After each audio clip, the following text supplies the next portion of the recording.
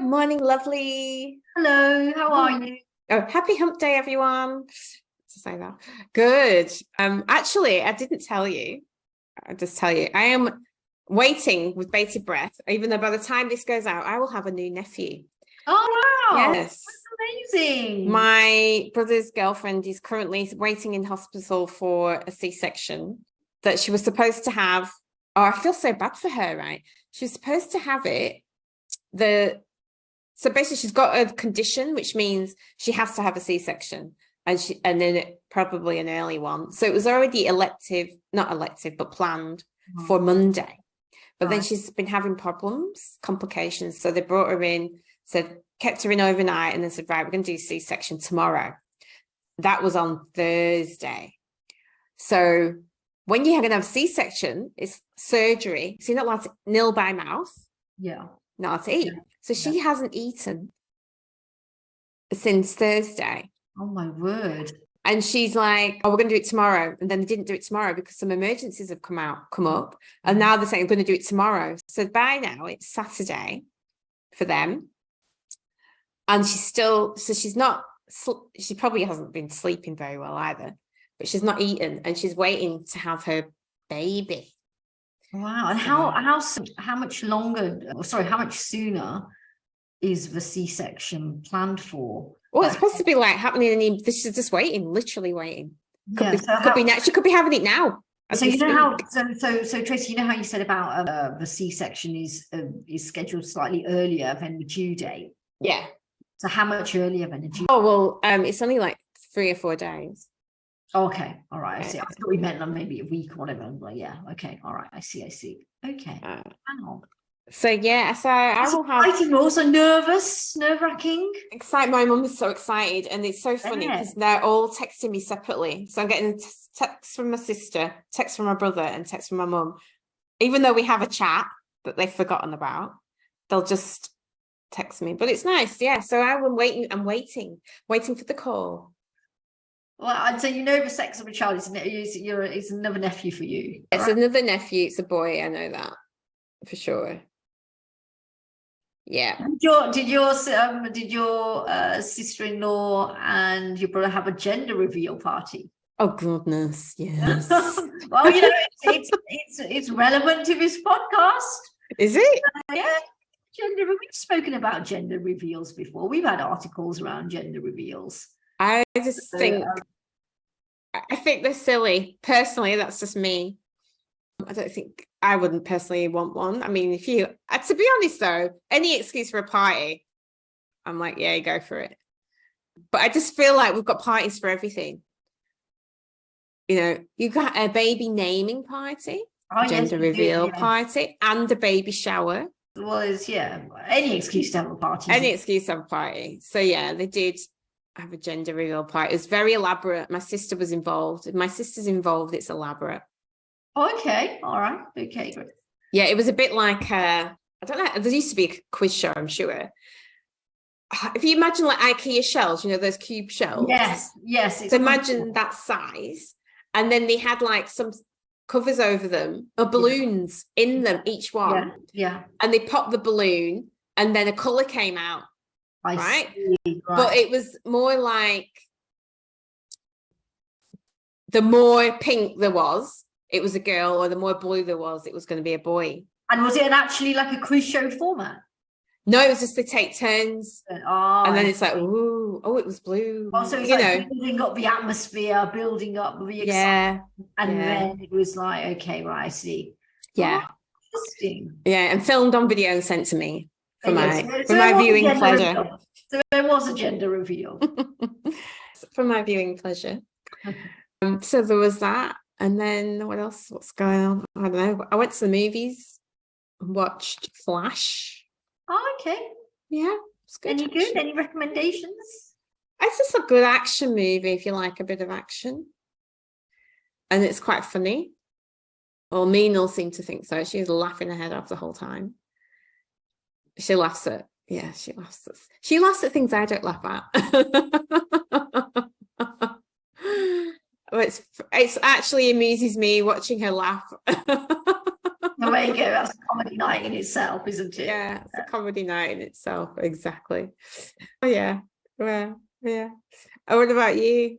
Yeah, I haven't been to the movies, but I have been watching TV, obviously. And as you probably know, I am a massive EastEnders fan. Oh yeah, I forgot about that. Yeah, I have not watched that in years, or maybe I caught it when I went back to the UK at some time. So I've been watching it since 1985, unashamedly. And the reason why I mention it is because this week it all kicked off, and I think if you're in the UK, you've probably heard, because it's over the papers, it's over the media.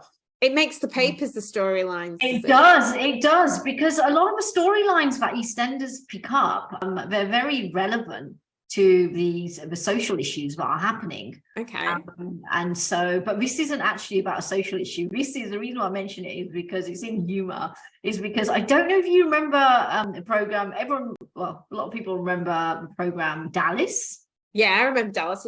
Remember when there was a character, Bobby Ewing? Yeah, and he died, and then he came back to life. And he came back in the shower, right? Yeah. And so EastEnders this week did a big reveal. They were working up the last few weeks, and this is why I love the way they do this, the writers. They're working up to this storyline where a new family has entered the square, right? Which is where the all drama is set. Yeah. And there's a missing character, a missing mum.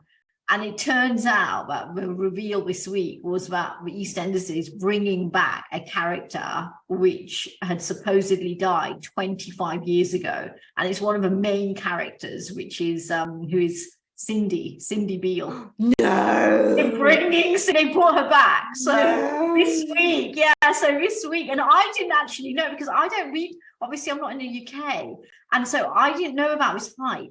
And I didn't know about it being in the papers, because apparently a lot of EastEnders fans, like myself, everyone was trying to work out, including me. We've all been trying to work out who the missing mum is in this family that have arrived on the square and living in the Queen Vic. So there's a dad. Oh, they're going to be living in the Queen Vic. There's a dad, and there's two daughters, and they arrived about 3 weeks ago, right? And I've been watching the EastEnders, obviously. And then so in the last 3 weeks, even myself, I've been thinking, who is this character? Who is this woman? Because I've been thinking of maybe famous female actresses in the UK that they might want to bring in. Like, for example, 6 months ago, the EastEnders cast actually brought in Patsy Kensit as a character. Yeah. So, and so everyone's been guessing, and the writers have been dropping clues in, and so it's been really clever, because and then it's only until I watched an episode on Wednesday, and then they actually revealed that it was the person they put it together so that the main character would be ringing this female character, and they ended up revealing, and you could actually see it was her name's Michelle Collins, who plays Cindy, and she picked up the phone, and we see her. And so, and the last episode was last night or yesterday, and they basically showed how her character had ended up surviving. And she did her scene with Adam Woodyard, who is the longest member in EastEnders, who plays Ian. And so that was really good. And another thing that was really great about EastEnders this week is that, you know how in a lot of soap operas, a lot of dramas, long-running dramas, you often have children, obviously playing their role at a very young age, and they might then swap out for the older actors as they get older because of schooling and for any other reason. And they did that with a character in EastEnders called Peter Beale. And Peter Beale, the son of Ian. The son of Ian. He was Cindy. Is he the son of Cindy? Yes, that's right. There you go. And so I used to watch it, That's it. And so what's happened is that when this character Peter, the child, the youngest actor Peter, he used to play Peter in the 1990s, and they swapped him out again about 10 years ago, and they actually made two different Peters. They swapped out for two different Peters. And in this week's episode, we actually see the original child actor who played Peter is now back playing Peter. All right. Okay, cool. I mean, that's pretty big. She's supposed to die. She's come back. Has she got amnesia, or does she remember? No, it's typical. No, this isn't. So this is typical East End, right? Hard nut East End. Cindy's character. Well, sorry, Cindy the character. She was in prison, and the storyline had it that she died giving birth in prison. Mm. However, how she's basically come back to life is that she actually ended up going into a witness protection program because she grassed up her cellmate. Very smart, these writers, aren't they? There you go. So that's your boof boof moment. Boof boof boof boof boof boof. Yeah, okay, got it. All right, enough about EastEnders.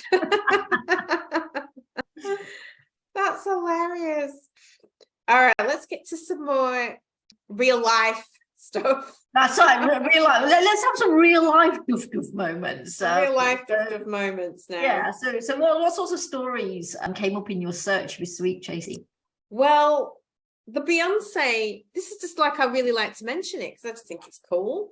It's a concert promoting gender equality, which I never heard of. And Beyonce headlined this concert in the UK. Wouldn't it be great to have these kind of concerts here? Yeah. It would be so good. So Beyonce performed a set full of female anthems on Saturday at London's concert to raise funds for women's health, education and justice. So this is at the beginning of June. And this is going to be going out in July. So it's like a month ago. The concert, which organisers hoped would reach 1 billion viewers, was staged by ChimeForChange, a charity started by Italian fashion house Gucci, which crowdfunds donations for projects to advance gender equality in more than 70 countries. And then this story, is it Reuters or Reuters?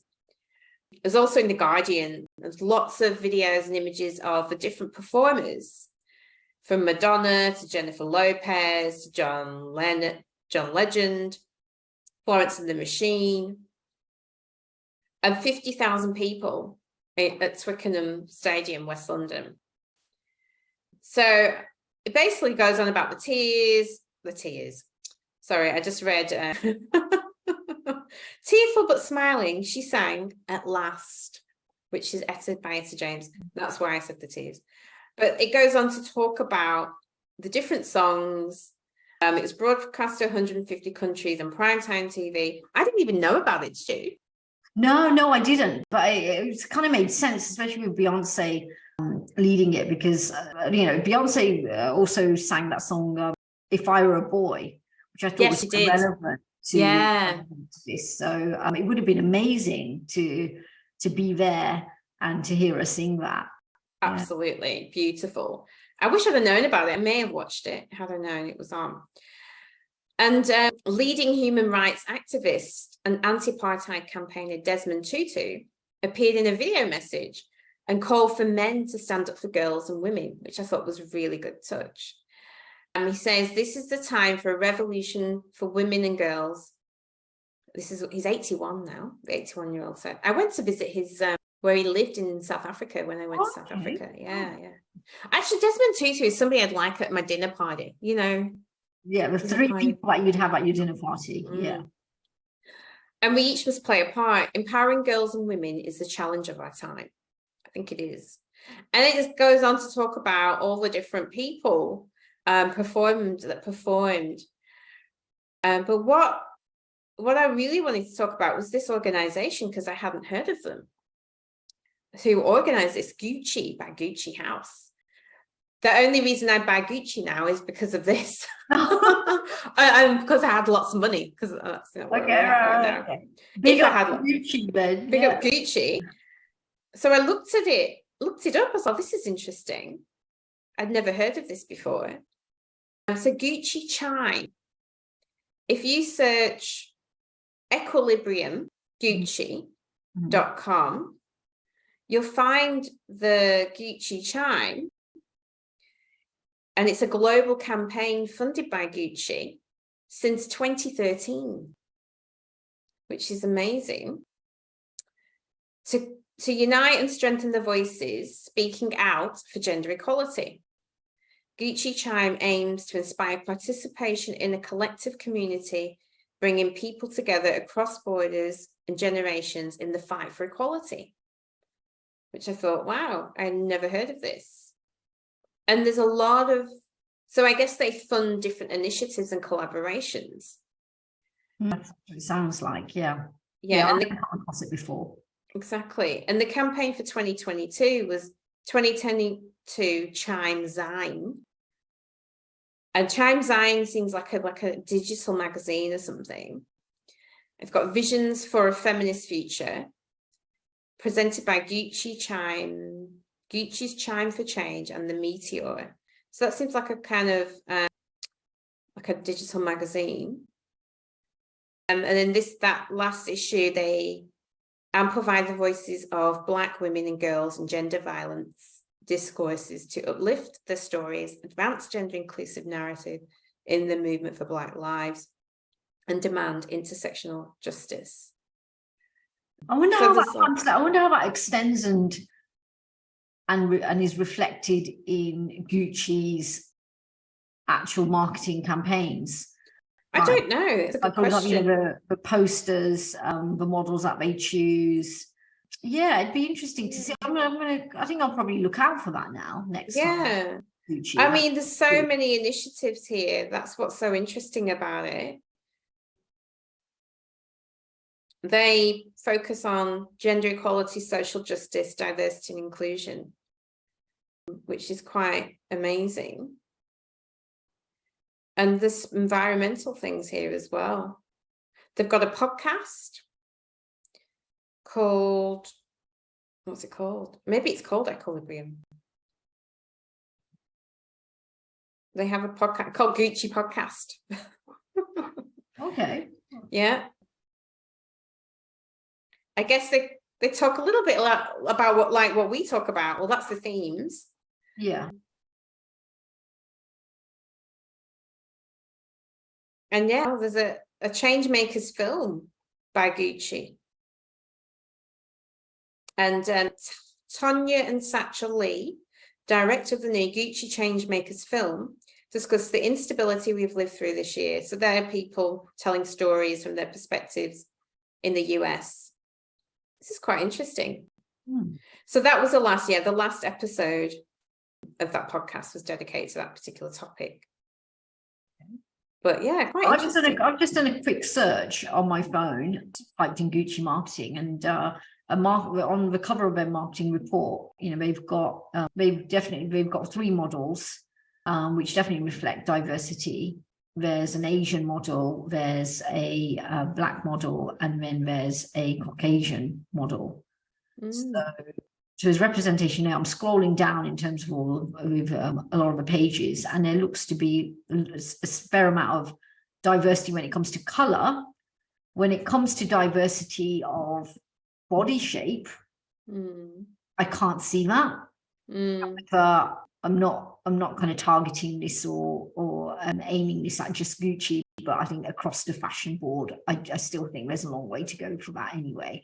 So that's just a way, that's the whole modeling world, isn't it? So it's great that Gucci have this fund and they're bringing awareness to diversity and inclusion.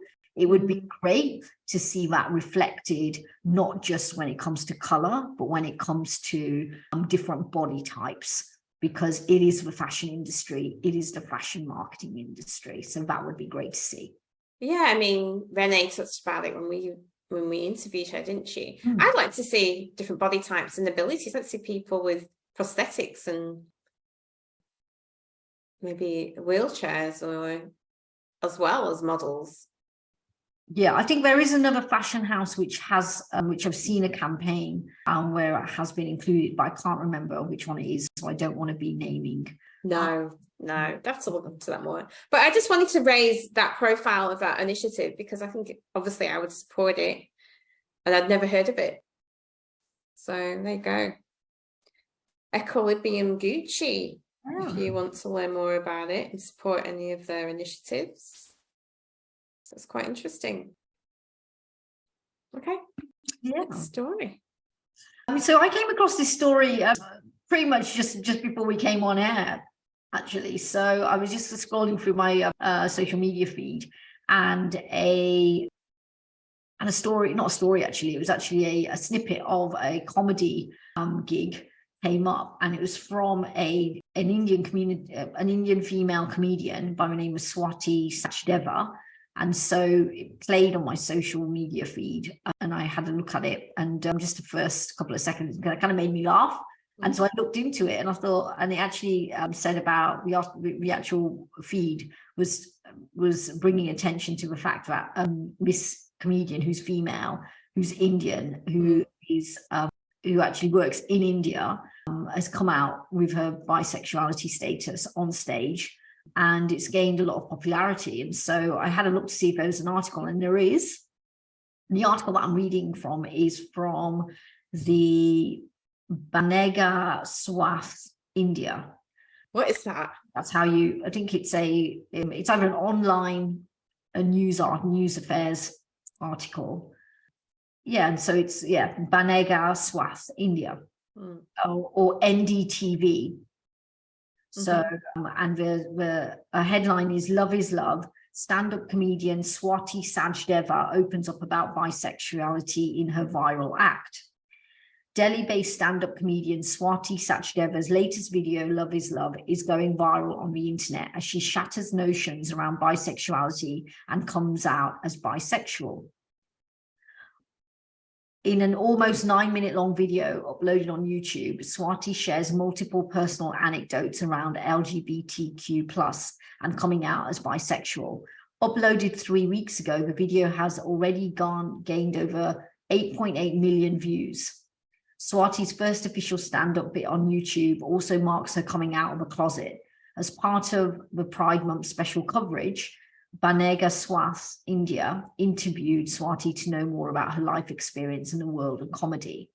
And so then the article goes on to describe basically what this comedian Swati's experience has been like when it comes to coming out.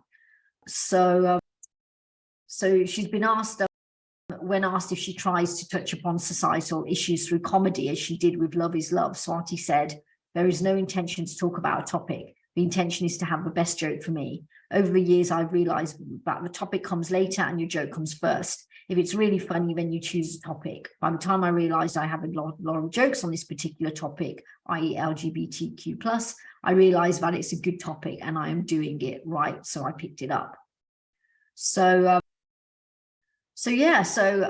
And the article goes on to say, in the recent past, it has been witnessed, there's been an increasing representation of the LGBTQ plus in the Indian mainstream. Though it might not be enough, we are making an attempt towards normalizing the conversation. Swati believes this will take time, as since childhood we have been taught about two genders, male and female. To achieve real change will take us time, she said. So I thought that was a really good article to share because, and also to promote the comic gig. I haven't actually seen it yet on YouTube. I'm actually going to be watching a video after we finish recording because just the small snippet, the short snippet that I saw, I found very funny. So, and it takes a lot to make me laugh. So, so I'm gonna watch that. But it's really interesting how. It's quite a rarity. It's a rarity with bisexuality in India and being a female in India. So, and it's interesting to see how the times have changed, especially as the only other topic I can refer back to is in the late 1980s or early 1990s when there was a film called Fire, which was part of a trilogy. And the story of that cinematic piece was about two women who are married into an Indian household, and they're in the kitchen and they're cooking away, but they end up having an affair together, a lesbian affair. And when that film came out, many of the cinemas in India were actually torched, and so really? because of a topic. And so now comparing that to now, I definitely agree with the article where there has been developments in the right direction, when it comes to not only awareness around homosexuality and bisexuality, but also, you know, the way that the society, the way that the community are perceiving. Yeah, how they respond to it. And I think that goes with any kind of change in society, whether it's social justice or, you know, equality or racial justice. I think it's the same. Some people take longer to get used to change than others. That's definitely for sure. Like, I think I'm quite good at adjusting to change, but there always is an initial, like, for example, this is unrelated, but just a change example. So I'm presenting on my business in July, and I've got to do a 30-minute presentation, right, to a group of people. And that's fine. And I've been thinking and having ideas and what I might do, how I might best do that. But I got a call yesterday saying, can I do it next week? Now, that is not what I was expecting. That is not what I planned. And it's a change from how I planned it all to go. So I was freaking out for a good, how long was I freaking out for? At least half a day. Maybe a bit longer. I'm like, oh my God, I'm not ready. I'm gonna, I'm like, like, what am I gonna do? Should I say no? I was just like stressing for quite a while. Yeah, we've all been there. Yeah, I've been there. And I'm just like, okay, calm down. It's not what I planned. It's a change that will just go with the flow. I like to go with the flow. I'll just think about what I can do and then put something together and have a look at it, and that's good enough. I think that's about, you do that, Tracy, because you're a rational thinker. I think when it comes to taking on the topic of homosexuality or even bisexuality in an Indian community, in a community where it's steeped very deeply in tradition and identity, that it takes a lot of time to adjust.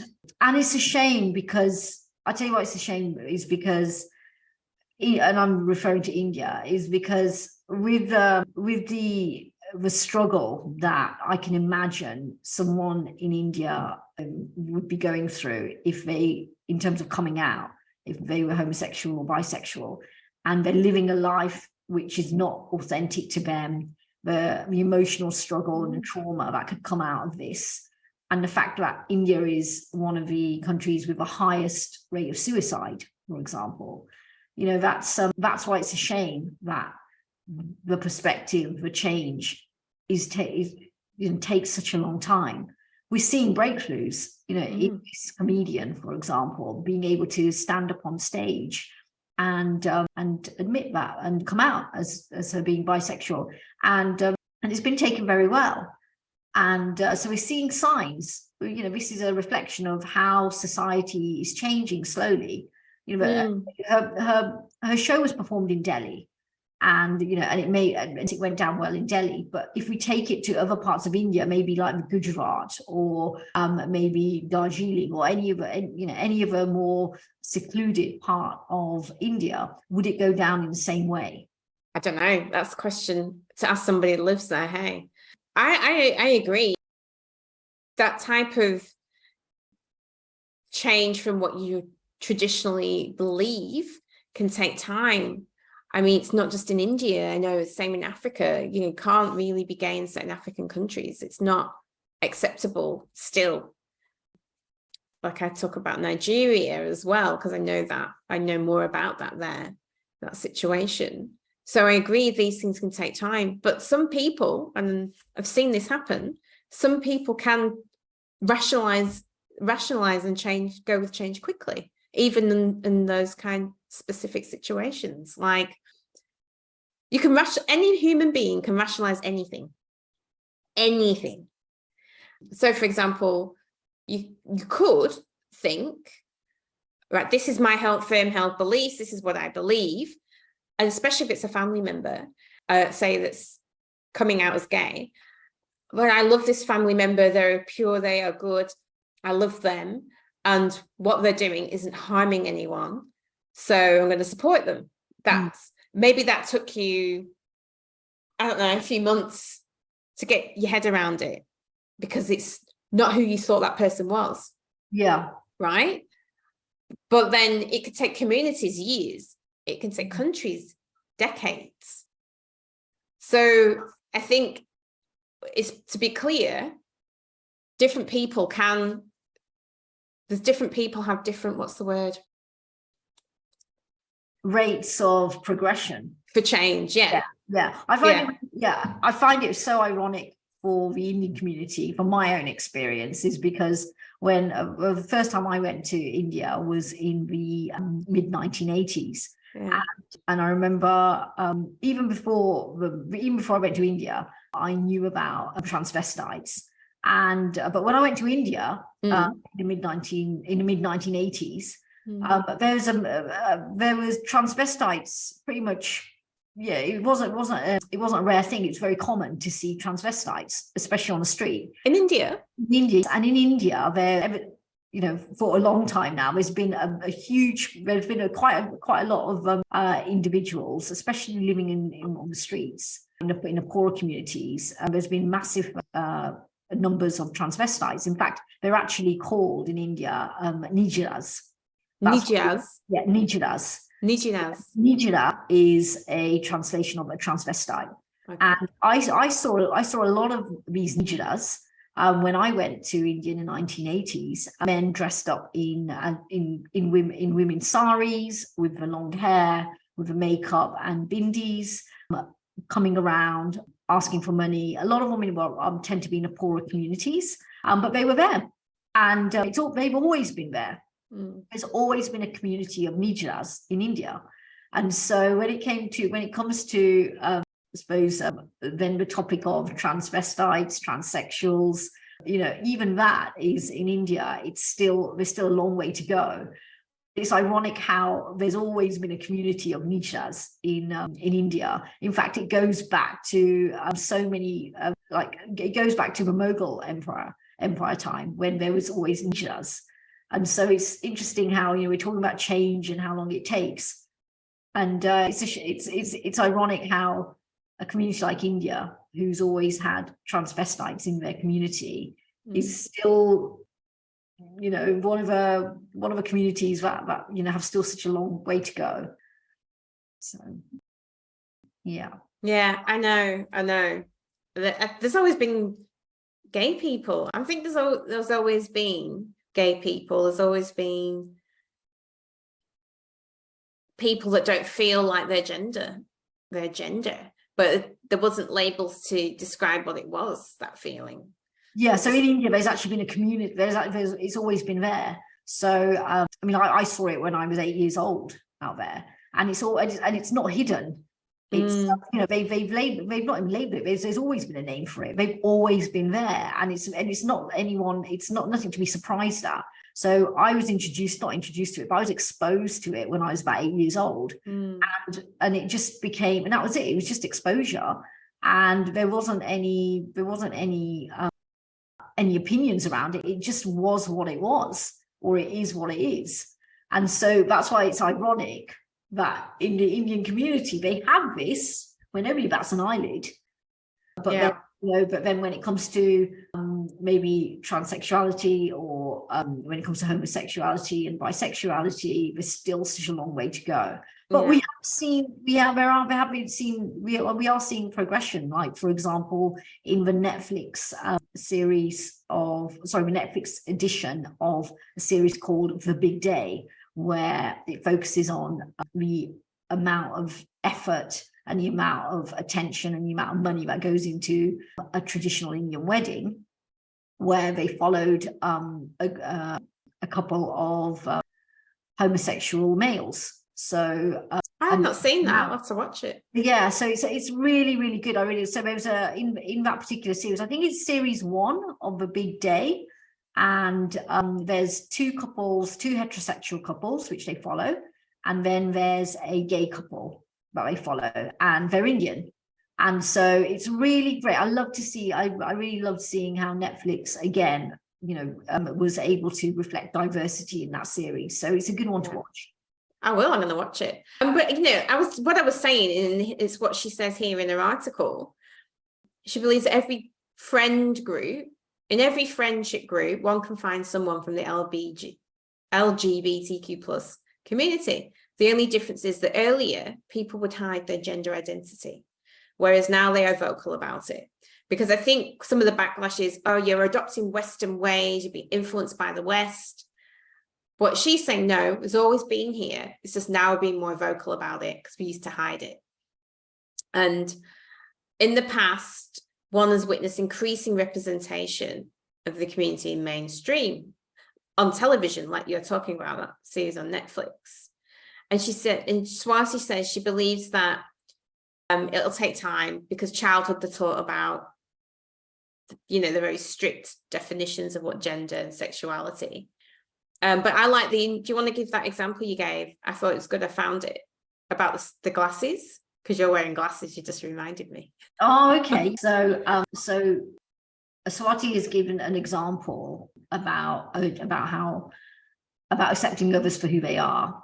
And Swati has said, let's say you are used to seeing your friend wearing spectacles. Since childhood, you have seen your friend like that. And one day they decide to get rid of those specs. It will take time to get used to seeing your friend without a pair of spectacles sitting on their nose. You'll feel weird and you will make your friend feel weird about themselves. It's just an example of how afraid we are of accepting change. Just be open to change and a lot can be achieved out of it.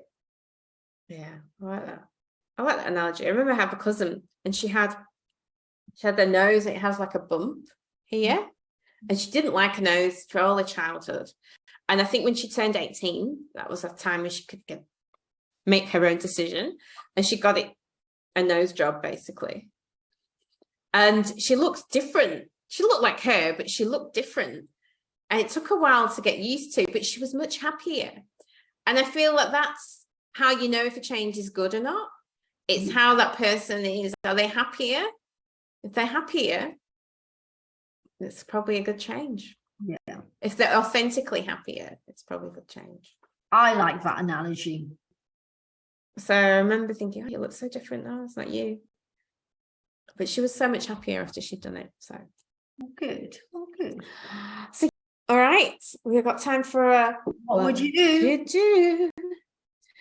And Bhavna unfortunately has not got an experienced one this week for us. I haven't got a lived-in experience of what would you do. She hasn't got a recent one anyway.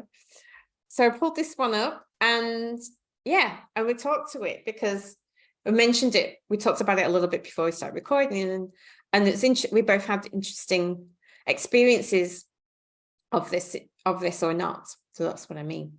So a co-worker, and doesn't even need to be a co-worker, can be on other scenarios, says of a Black woman on another team, why does she always seem so angry? What would you do? It's an interesting one because this highlights, I suppose, a reputation about Black women being quite outspoken and angry, not necessarily angry, but unapproachable, being quite kind of headstrong, and that can be misinterpreted as being angry. I don't actually know where that comes from, but yeah, that's, I suppose maybe it could come from that area, I guess, or maybe that person is angry. We don't know. So it's one of the two, without actually understanding the wider context. All right. Well, let's just assume it's the first, because you're right. It could be either. Yeah. Yeah. So if it's a context where they don't know anything about that person, and it's the first time that person has spoken, I'd probably ask around, what makes you say that? Okay. Just find out more. Just find out more about where it's coming from. Oh, I love that. I love that. I love that you said that, because that is word for word the first statement of the answer. 100%. Tick. Oh, I passed with flying colours on this one. Right. Have you, Tracy, had this experience? What's your experience been like around this? I have had this in a few instances. I've had people tell me scared or intimidated by me without really even talking to me. What's intimidating about you then, Tracy? That's a good question, because I really don't know. I've asked and people have not really been able to articulate what they mean by that. I mean, all right, I can't remember word for word, and I've had it a few times, and I can ask, oh, what, how, why? Like, I would say, why? And he's like, oh, you're so confident, and you speak, you say what you think, and like, now to me, these are positive qualities. Yes. That don't sound intimidating, but to me, it just reflects, and it's only recently that I think like this, it reflects a perception of how women should behave. And it's going against, and especially when the people telling me this are people that I would consider don't really speak up and say what's on their mind, or they're quite hold back a lot. It's these types of people that say this to me with those kind of characteristics. And it makes, and only now I'm thinking, this is because there's a perception of how women should behave. And when they don't behave that way, it's unusual, or it's whatever, intimidating. So I think, you know, those qualities, if you were a male, would you be labeled as the same thing? You probably No. A lot of people don't say, don't find someone who speaks their mind, somebody who is just quite confident. Yeah. They're a male. They wouldn't necessarily find them or label them as unapproachable. It would probably, you know, they'd probably be praise around that. So I don't even think it would just go unnoticed, and men wouldn't even get a comment. Like, I think not all men, but many men, especially men in positions of leadership, speak confidently, firmly, say what they're thinking, and there's no description of that. It's just expected. Yeah. And sometimes women, they're seen as ball breaking, aggressive, blah, blah, blah. Now, Black women, there's another level to that, being perceived as angry. And I've seen, I'll be honest, I'll put my hand up, I've seen versions where it could be perceived angry, but that's where they actually are angry.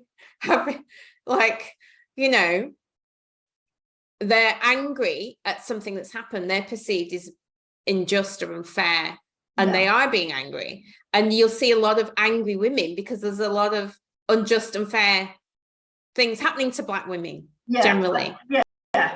Do you know what I mean? Yeah, especially on television, when they're putting on TV, and they're generally in the context of oppression. So you're going to see a lot of angry women, right, on telly. Yeah, and have you noticed how like there's and again, it's a bit of a generalization, but it's what I've been picking up is that when you get a female who's passionate about the topic, they can they're at a risk of being labeled crazy. Or angry. Yeah. Whereas if you pick up a male who's passionate about a particular topic, it's like maybe they're a specialist on this topic, or you know that's their forte. They're not at risk as much of being labeled the crazy one, or angry or aggressive. And that's another thing. You're passion and anger. There's a big difference. I think it's an obvious difference, and I find I perceive, and there's social research to show that a lot of women get called angry when they're actually just passionate about what they're talking about. And I think there's a very big difference between anger and passion. And I think maybe if you think, oh, do I do that? Maybe you need to just imagine, if you see a woman and you think, oh, she's coming across really angry, maybe you want to think about, well, if this is a man saying exactly the same thing, behaving exactly the same way, would I think the same? I don't know. Maybe that's what you ask yourself. Mm-hmm. So there is this myth of the angry Black woman, and it is popularized in the media a lot. I don't think the Spice Girls. No, because they called her Scary Spice. Exactly. Where did that? I mean, I think it was and again, I'm not 100% sure, but I'm about 90% confident when I say this. I think when the Spice Girls did an interview very, very early on, before they were labeled, with the Smash Hits magazine. And it was the Smash Hits reporter or magazine that labeled them. Oh, really? And that's what made it stick. Oh, I didn't realize that. Yeah, so it was actually Smash Hits magazine that came up with these labels. Right. And the label that they gave Mel B is Scary Spice. And so when you were talking about, you know, the media perpetuates this, this is an example of this. Yeah, it's a really good example. I'm glad you brought that up, because I do a talk about representation, and I talk about that. I talk about growing up, not seeing people that look like me in the media, except for the Spice Girls one day in the 90s. And, you know, and I talk about these stereotypes that Black people get, you know, criminals, basic second-class citizens, up to no good, you know, not in a positive way generally, you know, not as smart, lots of different labels perpetuated in the media. And then you got Scary Spice, who's, you know, women empowerment, but she's called Scary Spice. So I talk about that a little bit, and you wouldn't have even understood that at the time, that it's perpetuating this, again, myth of an angry Black woman. But anyway, go back to this. So labeling a Black woman angry can hurt her at work. In one study, so this is research, when Black women were viewed as angry, they received lower ratings and raises than white women viewed the same way. So even if you think that's an angry white woman, she's going to come off better than if another woman who's Black is given the same label. Comments like these can invalidate her point of view, which means the company loses out on her contributions. And this stereotype can take a mental toll, as Black women have to constantly monitor how they talk and act. And what you can do, you can ask, what makes you say that? This can prompt your colleague to reflect on whether they are motivated by bias without putting them on the defensive. You could point out that the woman didn't seem particularly angry to you. And if you think your colleague is open to it, you can share why it happens. So the myth of the angry Black woman is a racist trope popularized in the media since the Jim Crow era. And I don't know who Jim Crow is, because I'm not American. It began as a way of criticizing and dismissing women who didn't conform to the slavery era ideals of Black women as submissive. The myth is just that, a myth. Research has shown that Black women are no more likely to experience or express anger than Americans as a whole. So there you go. Right. But I've had that. I remember a white guy come up to me and say, do you know how hard it is to ask a Black woman out? Was that supposed to be a chat-up line? Well, there you go, yeah.